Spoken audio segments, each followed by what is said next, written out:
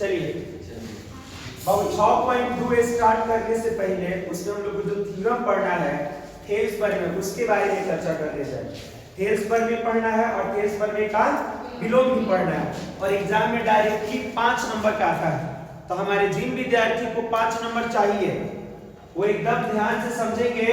अब समझने के बाद घर से 2 4 5 बार प्रैक्टिस कर लेंगे।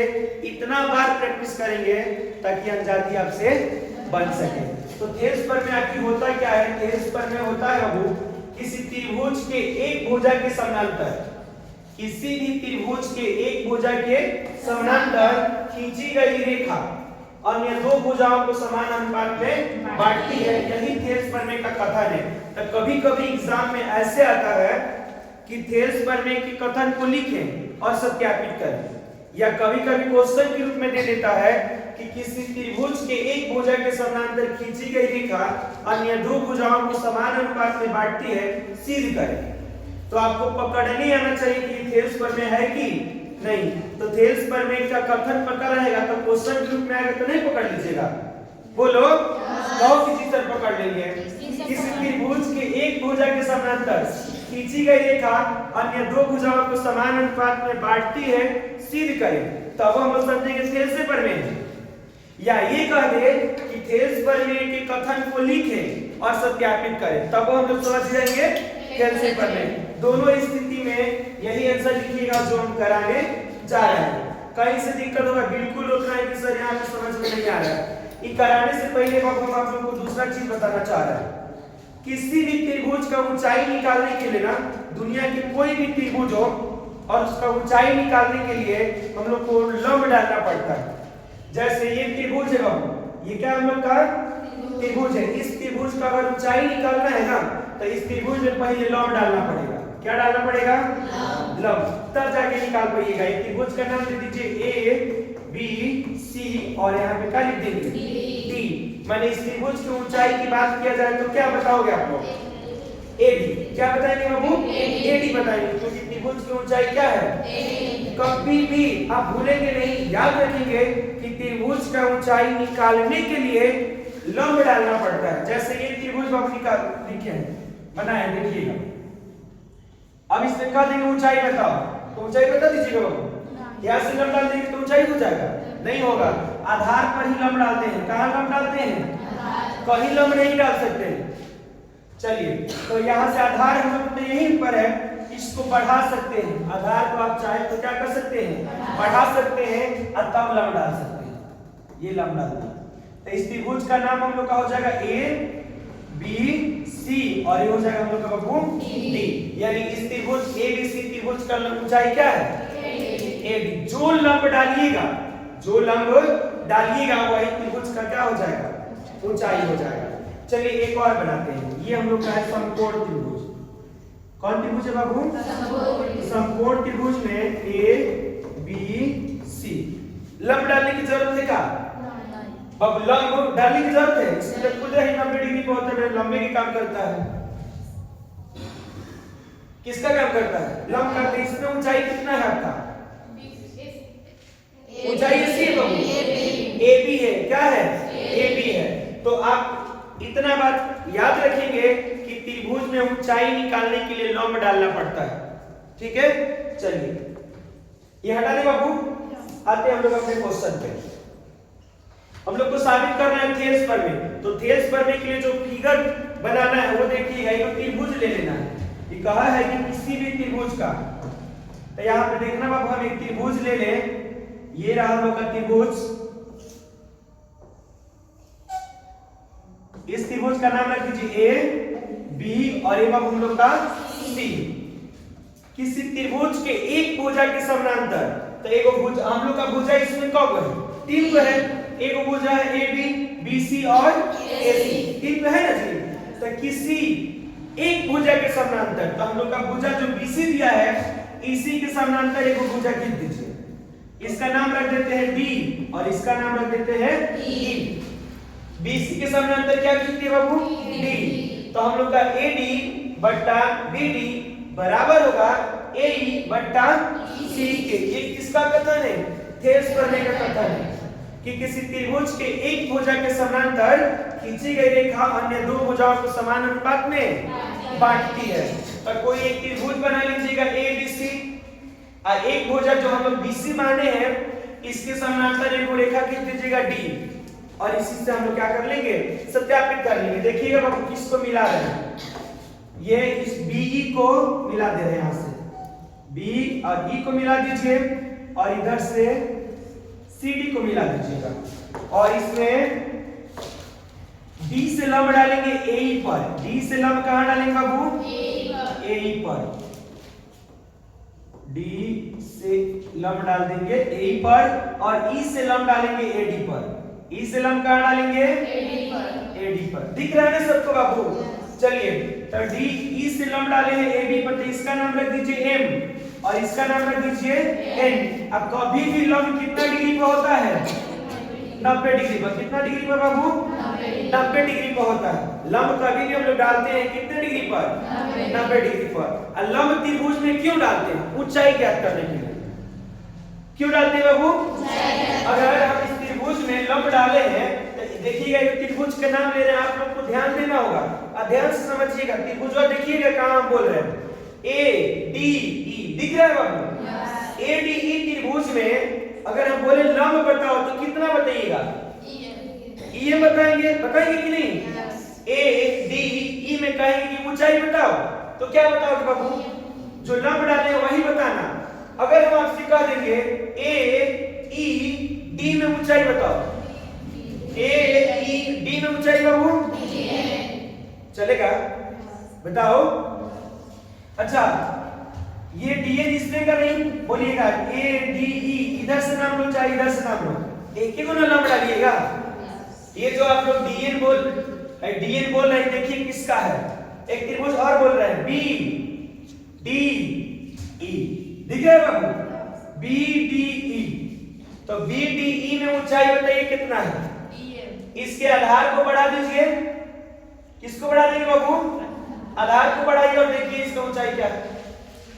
जो लंब डाले वही ना होगा, बताओ। BDE दिख रहा है बाबू, BDE में ये हम लोग का BD आधार हो जाएगा, तो इस आधार के बढ़ा हुआ भाग है, इस बढ़ा हुआ भाग पर क्या लंब है, चलेगा, बढ़ेगा क्या?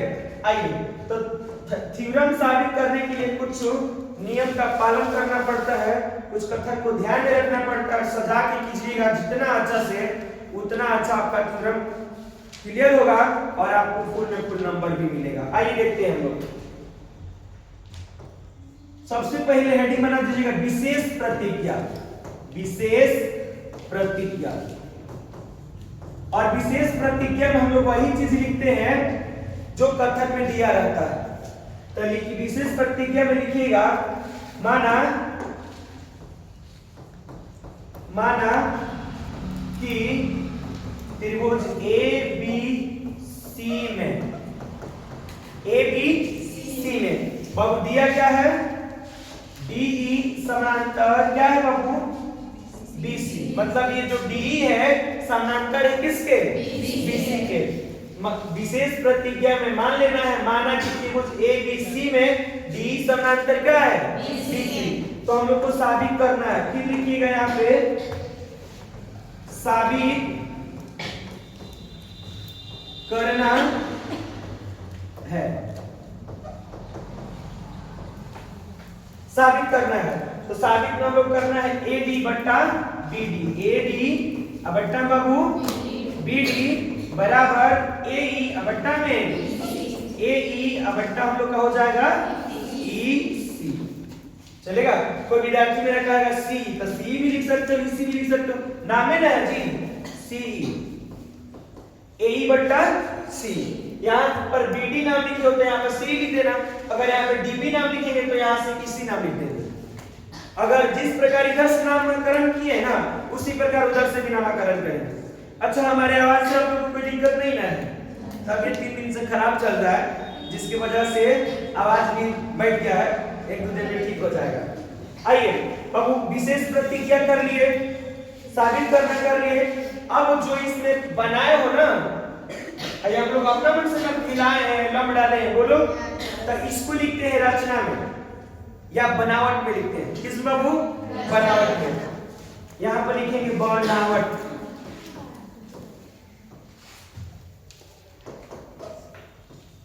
तो बनावट में वही चीज लिखते हैं जो हम लोग बनाए रहते हैं अपना मन से।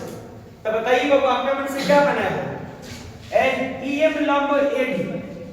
बाबू एम लंब किस पर है? डी एन लंब ए। ई से एम लंब डाले हैं एडी पर और डी से एन लंब डाले हैं किस पर? ए पर। तो यहां पर लिखिएगा ई एम लंब डी एन। गलत हो गया बाबू। ई एम लंब किस पर है? एडी पर तथा डी एन लंब किस पर है बाबू? ए पर। ए लिख देंगे चलेगा बाबू। तथा बात नहीं करेंगे। तथा बीई और सीडी को मिलाया।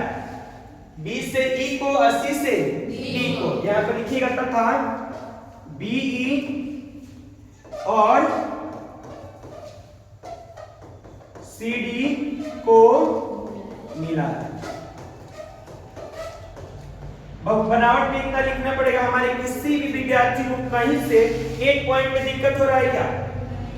बनावट में क्या क्या लिखना है, आप जो बनाए हैं वही लिखना होता है। जितना अच्छा से समझिएगा ना उतना अच्छा से थ्योरम तो क्लियर होने करेगा। और इसमें जो सवाल इस साइज में दिया है वो भी बहुत अच्छा से आप समझ पाइएगा और बना लीजिएगा। तो देखिएगा बनावट में क्या लिखेंगे? ईएम लंब एडी तथा डीएन लंब एई खींचा तथा बी और सीडी को मिलाया। और कुछ बनावट में काम हम लोग किए हैं। इसमें जो बनावट में काम किए वो कर लिए कि नहीं? जब ये कर लीजिएगा तो लिखिएगा प्रमाण। सबसे पहले विशेष प्रतिज्ञा, उसके बाद जो साबित करना है वो लिखेंगे, उसके बाद बनावट लिखेंगे, उसके बाद प्रमाण देंगे, प्रमाण लेंगे। इसको अब थोड़ा सा ऊपर कर दे, जरूरत पड़ेगा तो हम नीचे भी कर लेंगे। और जब आप लोग को लिखना होगा तो ऊपर नीचे करके लिख लीजिएगा। कर दे? आइए इसको थोड़ा सा ऊपर किया जाए। और फिगर की जरूरत है तो फिगर को देखने के लिए नीचे रख दें। इधर लिखना है भी वो प्रमाण। चलिए प्रमाण। तो प्रमाण में हम लोग वही चीज लेंगे जो हम लोग को दिख रहा है। त्रिभुज ए डी ई तथा त्रिभुज बी डी ई में। अब ध्यान से देखिएगा एकदम। एक ही तरफ से एक बार भी ले सकते हैं, दोनों तरफ से तो ले नहीं सकते हैं। ए डी ई अब फिर देखिएगा बी डी ई। इधर से ले लीजिए या हमारा विद्यार्थी का है कि नहीं सर आप इधर से लेंगे, ले लो कोई दिक्कत नहीं है। ए ई डी और सी डी ई। अब ए ई डी लोगे तो क्या लेना होगा? C D E. एक बार में तो दोनों ले नहीं सकते, एक बार में एक ही तरफ से ले सकते हैं। चलिए तो प्रमाण में लिखेंगे ए डी ई तथा बी डी ई में एरिया ऑफ ट्रायंगल। अब ए आर लिख दीजिएगा ना तो इसको हम लोग कहते हैं एरिया ऑफ ट्रायंगल, माने त्रिभुज का क्षेत्रफल। एरिया ऑफ ट्रायंगल कौन बाबू? ए डी ई। इसका मतलब हो गया त्रिभुज ए डी ई का क्षेत्रफल। ए आर लिख देंगे और ए डी जो त्रिभुज है उसका नाम लिख दीजिएगा। तो इसका मतलब हो जाता है त्रिभुज का क्षेत्रफल। तो आप बताइए त्रिभुज के क्षेत्रफल क्या होता है? 1/2 आधार गुणे त्रिभुज का क्षेत्रफल हमारे सभी विद्यार्थी को पता है कि 1/2 आधार गुणे ऊंचाई। तो 1/2 देखिएगा बाबू हम लिख दिए ना आधार। तो आधार के इसमें क्या दिया है बाबू? ए डी ई में आधार आपको क्या दिख रहा है? A D. और इनटू ऊंचाई। ऊंचाई के लिए हम लोग क्या डालते हैं? लंब। तो ए डी ई में लंब आपको क्या दिख रहा है? E M. क्या दिख रहा है बाबू? E M. त्रिभुज ए डी ई का क्षेत्रफल लिखना होगा तो 1/2 आधार मतलब ए डी और गुणे ऊंचाई मतलब ई एम। और इसको लिख लेना है समीकरण नंबर 1। आप लिखिए तो चाहे ना लिखिए तो। अब ये से समीकरण मानने लगेंगे ना तो आगे चलते चलते 6 गो समीकरण हो जाएगा। उससे अच्छा है कि बाद में हम लोग जरूरत पड़ेगा उसको मानेंगे, नहीं जरूरत पड़ेगा तो छोड़ देंगे, समझ के आगे बढ़ जाएंगे। चलेगा बाबू? तथा एरिया ऑफ ट्रायंगल बहुत किसको लेंगे बी डी ई दिख रहा है area of triangle B D E बराबर 1/2 आधार इसमें आधार क्या है बाबू बोलो बी क्या है इनटू ऊंचाई तो बताओ इसका आधार भी तो बढ़ा दिया गया है अल्लाह में डाला गया है ई है ऊंचाई क्या हो जाएगा ई है। अब इन दोनों को एक दूसरे से भाग देंगे क्योंकि अनुपात निकालना है अनुपात समान होना चाहिए तो अनुपात के लिए हम लोग को बट्टा तो करना ही पड़ेगा। ये दोनों त्रिभुज के जो क्षेत्रफल है इसको भाग दे देंगे थोड़ा सा ऊपर कर दे बाबू बोलिए जरूरत पड़ेगा तो फिर नीचे करके समझ लेंगे हम लोग। इसीलिए area of triangle A D E बटा area of triangle B D E चलेगा बाबू बराबर में होगा 1/2 आधार इसका आधार बता दो बाबू ए डी इंटू ऊंचाई क्या है ई है अब फिर बट्टा इसका बोल बाबू 1/2 बी डी इंटू में ई है जो कटता है उसको काट देंगे तो ये देखिएगा बाबू कट कौन कर रहा है 1/2 से 1/2 कट गया और ईएम से ईएम कट गया जो बच्चा उसको लिख दीजिए क्या बचा है बाबू area of triangle A D E बटा area of triangle B D E बराबर क्या होगा बाबू ए डी बट्टा में बी डी समीकरण नंबर इसको 1 मान लीजिएगा इसको क्या मानेंगे 1 मान लेंगे बाबू। देखिए थोड़ा सा नीचे अब कर पहले वाला समझाने के लिए इधर से लिए हम ए डी ई तो हमारा ए डी और बी डी ई लिए है तो बी डी आया माने ए डी बटा बी डी आया। अगर हम सपोज करिए 1 मिनट के लिए कि इधर से लिए रहते ए ई डी और सी डी ई तो हमारा क्या आया रहता है ए ई बटा सी आया रहता है कि नहीं आप लोग को समझ में आ रहा है कि नहीं या आप नाउ करके इधर से लेके आगे बनाएंगे ए ई डी और सी डी ई तो आपका क्या मिलेगा ए बटा सी मैंने जिस प्रकार ये साबित कराए हैं एडी बटा बीडी उसी प्रकार अगर उधर से लेकर के सॉल्व किया जाए तो आपको ए बटा सी मिलेगा कि नहीं। तो अब हम लोग सॉल्व नहीं करेंगे एक तरफ का सॉल्व कर देंगे और दूसरी तरफ के लिए लिख देंगे इसी प्रकार साबित किया जा सकता है कि this equal to this equal to this. चलो 1 मिनट बाबू अब आइए नीचे लिखिएगा यहाँ पे क्या लिखिएगा बाबू कलर चेंज कर लेने दीजिए। इसी प्रकार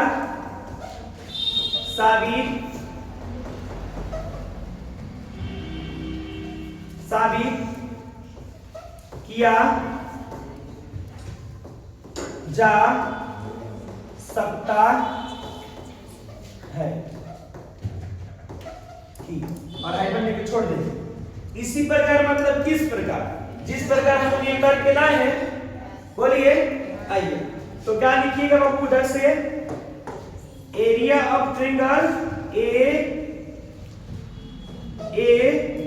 बताओ ई और D area of triangle A E D आइए देख लिया जाए। देखो क्या है बाबू ए ई डी है कि नहीं और दूसरा क्या है बाबू सी डी ऊपर कर दिया। आइए area of triangle A E D बराबर हम लोग का हो जाएगा बट्टा हो जाएगा कौची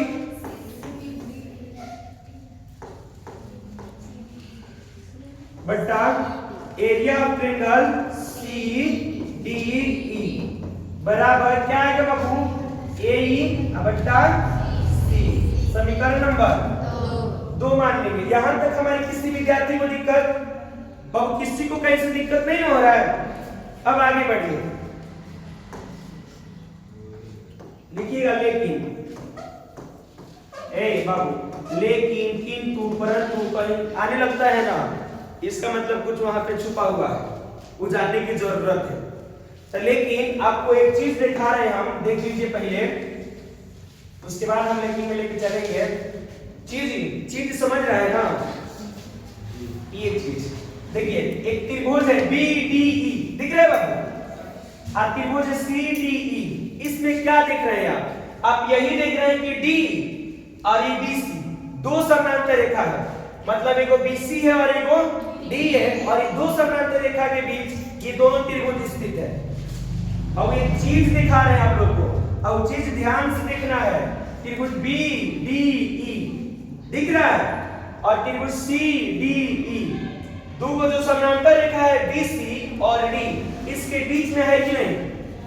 बोलो बाबू, को त्रिभुज आप लोग को दिखा रहे हैं जो BDE और CDE, दो समांतर रेखा BD, DE और BC के बीच में है कि नहीं?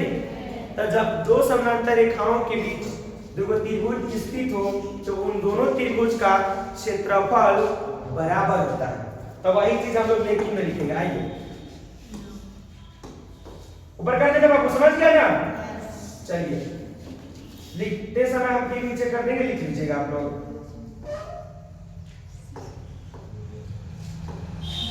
लेकिन त्रिभुज याद हो गया ना, त्रिभुजों का नाम BDE, त्रिभुज BDE तथा त्रिभुज CDE, एक ही आधार बाबू, एक ही आधार D तथा दो समांतर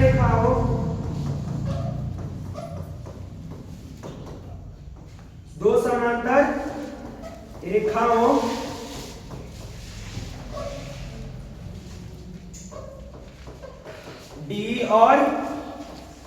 D और BC के बीच स्थित है।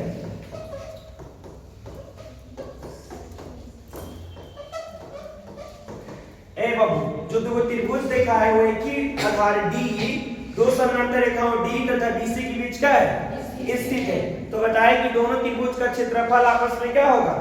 बराबर होगा। तो यहाँ पे लिख दीजिएगा, इसीलिए ए बाबू,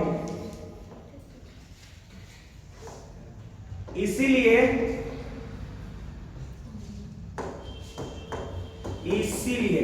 एरिया ऑफ ट्रायंगल कौन बाबू? BDE बराबर होगा किसके? एरिया ऑफ ट्रायंगल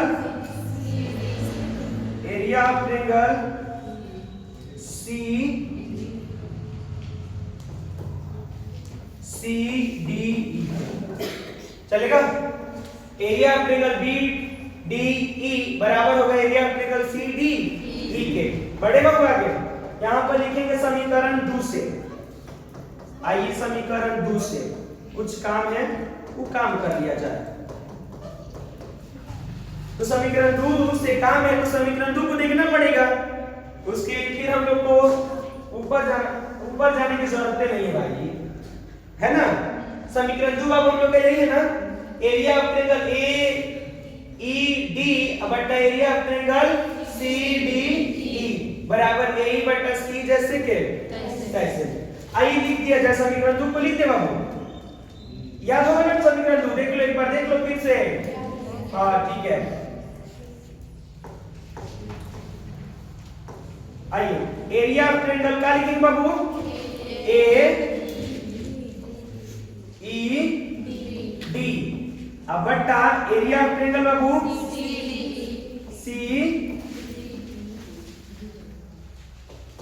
CDE बराबर क्या दिया है? AE